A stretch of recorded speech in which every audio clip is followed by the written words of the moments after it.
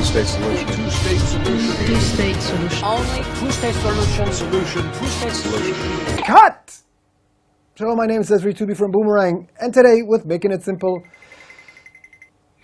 we want to talk about the very romantic but unrealistic two-state solution. Coming up. Yes, well, we gotta admit, it does. The two-state solution really sounds romantic.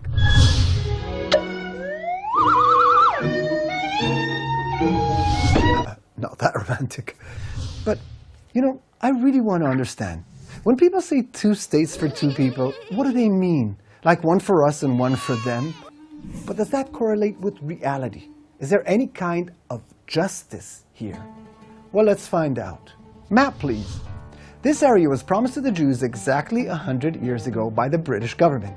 A few years later, the entire League of Nations laid down the Jewish legal rights in Palestine, unanimously declaring, whereas recognition has been given to the historical connection of the Jewish people with Palestine and for the grounds for reconstructing their national home in that country.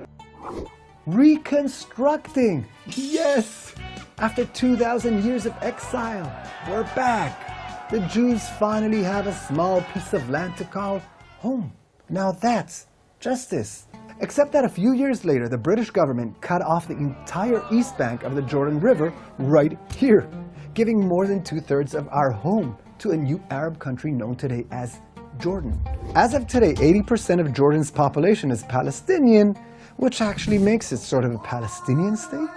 However, as we say in Israel, with the eating came the appetite. Many years after, in 2005, Israel demolished every kind of Jewish presence in Gaza, making it almost two Palestinian states free of Jews against one. But the show isn't over till the fat lady sings. Some moral narcissists think we should give the Palestinians a third state in our ancestral land of Judea and Samaria. Again, after the ethnic cleansing of 500,000 Jews, making it three Palestinian states against one. But how one-ish is this one Jewish state? Second of all, even if we are talking about two states, one of them can be a Jewish state. Well, 20%, 1.5 million of Israeli citizens are Arabs who consider themselves not Israelis but Palestinians.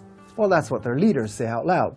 And unfortunately, as of today, Israeli Arabs deny Israel as a Jewish state and play a key role in destabilizing Israel's international legitimacy.